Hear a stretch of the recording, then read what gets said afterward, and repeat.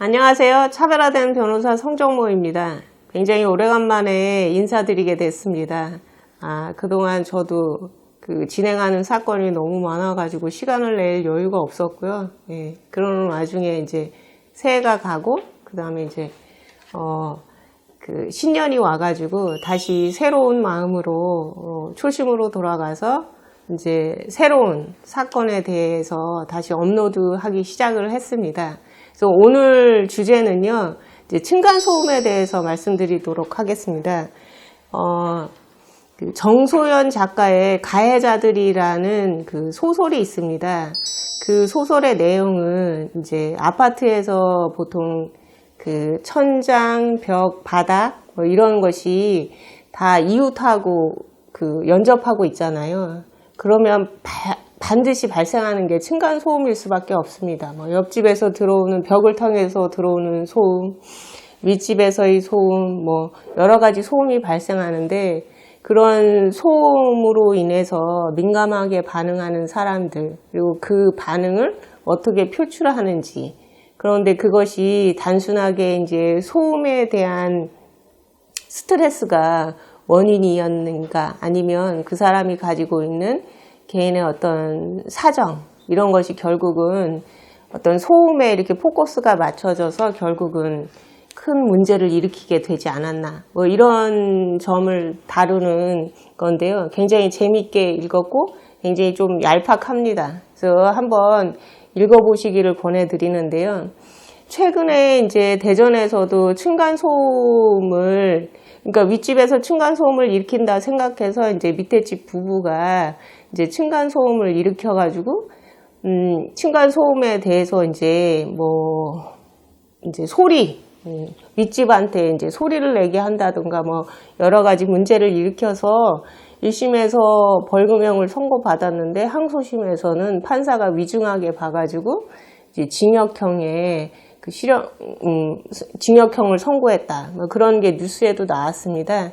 그리고 최근에 이제 제가 본 하급심 판례에서도 예전에는 단순하게 벌금형에서 그치던 층간소음 문제에 관해서는 점차적으로 그 형량이 조금 가중되고 있는 그런 상황을 볼 수 있거든요. 근데 이제 옛날에는 대부분 층간소음을 일으키면 그게 뭐 협박이 되거나 아니면 상해나 이런 게 됐는데요. 스토킹 범죄의 처벌 등에 관한 법률, 일명 스토킹 처벌법에서는 스토킹 행위를 뭐라고 보고 있냐면 상대방의 의사에 반하여 정당한 이유 없이 일정한 행위를 하여 상대방에게 불안감 또는 공포감을 일으키는 것으로 이런 행위를 한 자는 3년 이하의 징역이나 3천만 원 이하의 벌금에 처하게 되어 있고, 거기서 더 나아가서 흉기 또는 그 밖의 위험한 물건을 휴대하거나 이용하여 스토킹 범죄를 저지른 경우에는 5년 이하의 징역 또는 5천만 원 이하의 벌금에 처해지도록 되어 있습니다. 그 중에 행위 중에 하나가 뭐냐면 상대방에게 음향, 즉 소리를 도달시키게 하는 행위, 이런 게 포함이 됩니다. 그래서 하급심 판례 중에는 피고인이 피해자가 층간소음을 유발한다고 생각하고 이를 보복하고자 망치, 강목을 이용하여 바닥을 강하게 내리쳐 아래층에 소음을 도달하게 한 것을 비롯해서 6회에 걸쳐서 피해자를 찾아가 협박하고 소음을 전달했다는 이유로 스토킹 범죄 및 협박죄에 해당돼서 징역 4년에 집행유예 1년을 선고받았습니다. 그런 경우가 있고요. 대법원에서도 빌라 아래층에 살던 피고인이 불상의 도구로 여러 차례 벽이나 천장을 두드리고 쿵쿵 소리를 내서 문제를 일으킨 행위에 대해서 원심에서 이게 스토킹 범죄다라고 해서 처벌을 엄하게 하니까 그거 스토킹 범죄 맞다. 그 다음에 이제 스토킹 범죄라고 하면 그 상대방으로 하여금 불안감과 공포심을 일으켜야 되는 건데, 실제적으로 상대방이, 그러니까 피해자인 내가 그러한 스토킹 행위를 하는 사람의 행위로 인해서 불안감이나 공포감을 실제적으로 느끼지 않았다라고 해도 누가 봐더라도 그거는 상대방한테 불안감과 공포감을 줄 수 있는 행위다라는 게 인정이 된다면 그거는 처벌할 수 있다라고 합니다. 이제 그 법률적으로 그걸 위헌범, 그러니까는 위험성만 주면 그거는 충분하다. 실제적인 침해가 있지 않았다라고 해도 위험성만 있으면 그건 처벌이 대상된다라고 하는 걸 위헌범이라고 하고, 그 반대되는 걸 침해범이라고 합니다.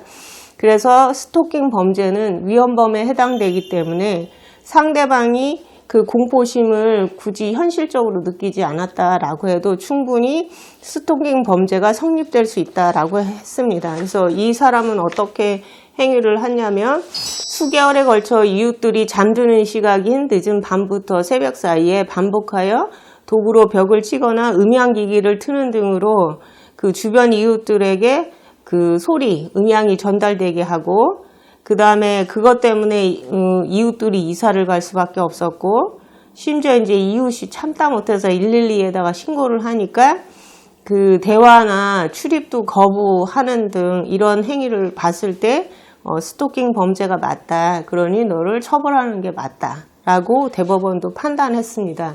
그래서 층간소음 사례는 제가 이제 그 형사조정위원 할 때 생각보다 층간소음과 관련된 사건은 좀 많이 보게 됩니다. 이제 말씀하신 대로 외형적으로는 상해죄나 협박죄다 뭐 이런 걸로 문제가 돼서 오지만, 실질적으로 그 내용을 보면 층간소음인 경우가 많아요. 이제 특히나 이제 단독주택에서 살다 본 사람들은 그 아파트에서 발생하는 기본적인 소음 같은 경우에 대해서 예민하게 반응할 수밖에 없는 경우가 많거든요. 그래서 이제 형사조정, 이제 그런 게 이제 고소가 돼서 범죄 혐의가 인정이 되면, 예전에는 보통 이제 형사조정센터로 넘겨서, 이제 누구 일방을 처벌하는 것보다는 계속 같이 살아가는 이웃이기 때문에 둘 사이에 서로 이제 원만하게 합의를 하면 참 좋을 수 있는 경우가 있을 수 있잖아요. 그래서 서로 이제 가해자 측 얘기도 들어보고 피해자 측도 얘기를 들어보면, 이제 한국 사람들은 이제 미안하다는 말, 그런 거에 대해서 좀 인색한 측면이 있어서 서로 감정의 골이 깊어지고 오해하는 부분도 많았고, 그 다음에 이제 그러한 층간소음이 처음에는 단순하게 큰 소리를 지른다든가 아니면 협박을 한다거나 아니면 이제 이런 사례들처럼 그냥 바닥을 쿵쿵 친다든가 그런 것에서 더 나아가서 이제 어떤 소리 하나 이렇게 꽂히면 그게 이제 나중에는 심해지면 칼부림까지 일어나고 그런 상황이 되면 그럴 수 있는데, 그런 상황이 오는 것 자체는 당연히 피해자도 원하지 않고 가해자도 원하지 않기 때문에 이 시점에서 서로 원만하게 합의하도록 잘 중재를 하면 둘 사이에 원만하게 해결하는 경우가 좀 있을 수 있습니다. 그러니까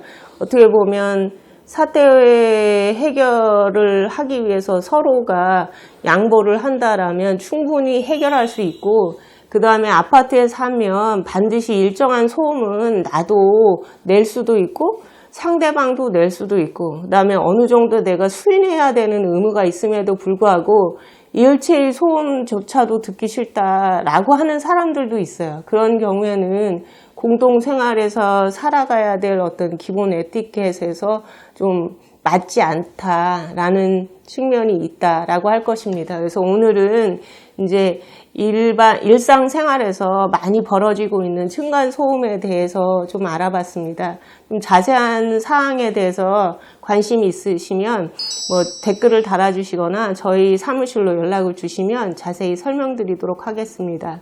이상 차별화된 변호사 성정모였습니다. 감사합니다.